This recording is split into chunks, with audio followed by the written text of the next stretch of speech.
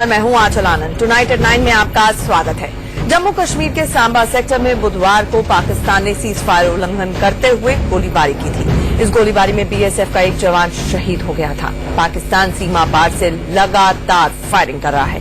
BSF ने मुंहतोड़ जवाब देते हुए पाकिस्तान की 2 मोर्टार की पोजीशंस का पता लगाया और उन्हें ढेर कर दिया। इस कार्रवाई में कम से कम 3 पाकिस्तानी रेंजर्स मारे जाने की खबर है। पाकिस्तान में गूंजा एम्बुलेंस का सायरन।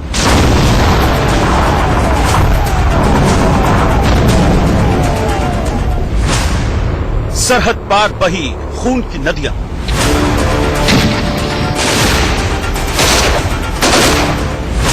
बीएसएफ ने एक के बदले कई पाकिस्तानियों को ढेर कर दिया।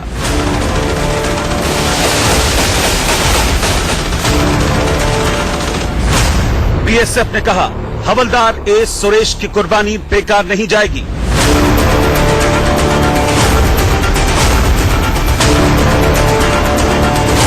हेड कांस्टेबल ए सुरेश की जो शहादत है वो बेकार नहीं जाएगी।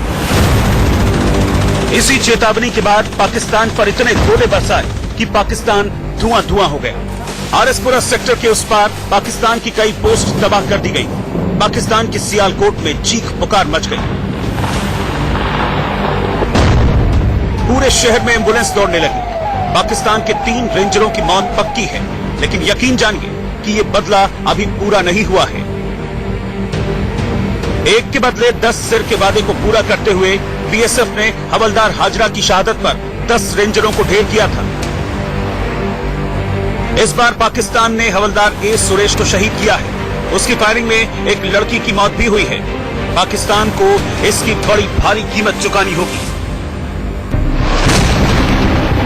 पाकिस्तान को सबक सिखाने के लिए बीएसएफ मुंह तोड़ जवाब दे रही है, लेकिन कायर पाकिस्तान अब बीएसएफ के आगे टिक नहीं पाया तो उसने सिविलियनों को निशाना बनाना शुरू कर दिया। आज आपको पाकिस्तान की इस बुज़दिली को भी दिखाएंगे। हम इस समय अर्निया सेक्टर में हैं और एक बार फिर फायरिंग शुरू हो गई है, जिसके कारण यहां से लोग जो है वो बता दें कि घरों के अंदर आ गए हैं, क्योंकि फायरिंग इस कदर हुई है बीती रात से। यही नहीं, पाकिस्तान अंतर्राष्ट्रीय समझौतों की धज्जियां उड़ाते हुए स्नाइपर से हमारे जवानों को निशाना बनाता है। यानी लंबी दूरी तक मार करने वाली दूरबीन लगी बंदूक से सीमा पर तैनात बीएसएफ के जवानों पर गोली चलाता है। उसकी इस बुज़दिली को दिखाने के लिए आपको उस पोस्ट पर लेकर जाएंगे जहां हर पल मौत का खतरा रहता है। यही से सामने दुश्मन का जो इलाका है, जहां से अगर आप देखेंगे तो ये जो इलाका है ये सबसे खतरनाक इलाका है। ऐसे में इन इलाकों में बीएसएफ के लिए क्या चुनौतियां हैं वो आपको समझाने की कोशिश करेंगे। आज आपको बॉर्डर का वो सबसे खतरनाक इलाका दिखाएंगे जहां से पाकिस्तान की दूरी सिर्फ 50 मीटर है। आपको वहां लेकर चलेंगे जहां बंकर से निकलने का मतलब मौत है। लेकिन हमारे बेखौफ जवान पाकिस्तान और उसके भेजे आतंकियों को मौत की नींद सुनाने के लिए तैयार है। यहाँ पर जैसे ही हमारे कोई भी दुश्मन सरहद के पार हमारे को दिखाई देता है, सीधे उसको शूट करते हैं।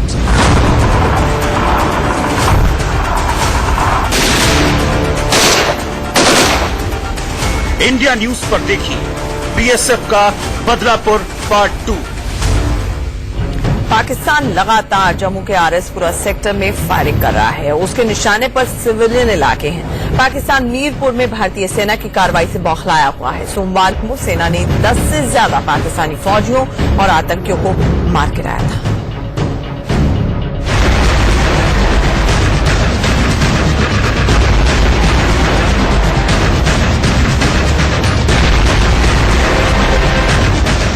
ये जम्मू के करीब आरएसपुरा सेक्टर का वही सरहदी इलाका है जहां इंडिया न्यूज की टीम बुधवार से ही पल पल की खबर आप तक पहुंचा रही है।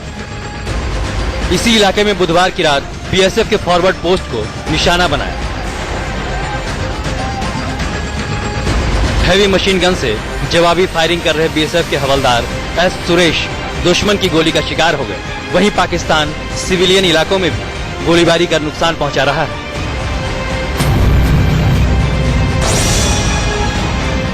हम इस समय अर्निया सेक्टर में हैं और आपको बता दें किस तरह की डेस्परेशन है पाकिस्तान में।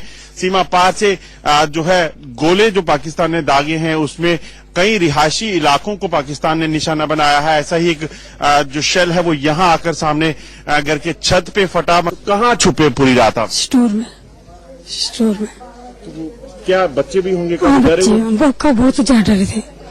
पांडे सारे बर्तन जो ठक ठक ऐसे शीशे की आवाज, हमने सोचा हमारे ऊपर ही पड़ गया। डर के हमारे से सांस ही रुक गई। ये एक मोटार की टेल है जो पाकिस्तान की तरफ से फायर की गई है और इसी तरह के कई जो है बम पाकिस्तान की तरफ से यहाँ रिहायशी इलाकों में दागे गए हैं। सीरिया और इराक की तस्वीरें आपने देखी होंगी। वहां भी पाकिस्तान जैसी सोच वालों ने तबाही मचाई थी। आतंकियों की पनाहगार बन चुका पाकिस्तान उनकी घुसपैठ कराने के लिए बीएसएफ पर फायरिंग करता है और जब बीएसएफ की जवाबी कार्रवाई उस पर भारी पड़ती है तो वो ऐसे में कायरों की तरह सिविलियनों को निशाना बनाता है। बुधवार की रात से ही उसने आरएसपुरा और अर्निया सेक्टर में सिविलियन इलाकों पर गोलीबारी की।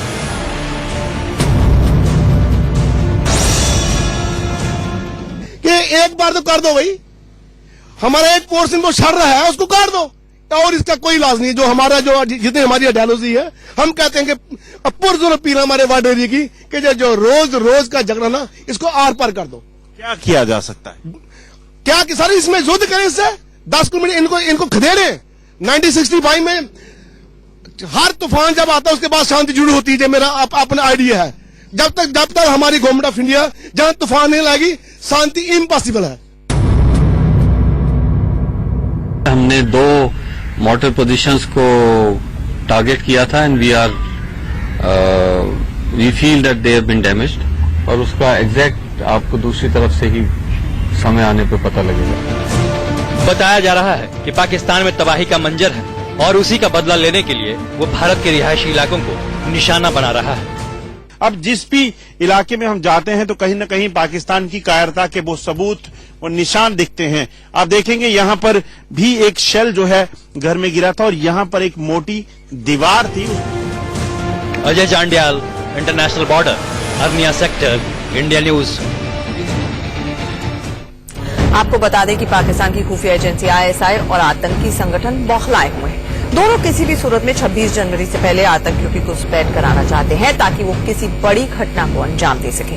लेकिन एलओसी की बजाय उसने जम्मू के पास अंतर्राष्ट्रीय बॉर्डर को क्यों चुना और इसका जवाब देने के लिए बीएसएफ कितनी मुस्तैद है, इस पर ग्राउंड जीरो से आशीष जांडियाल की ये रिपोर्ट देखिए।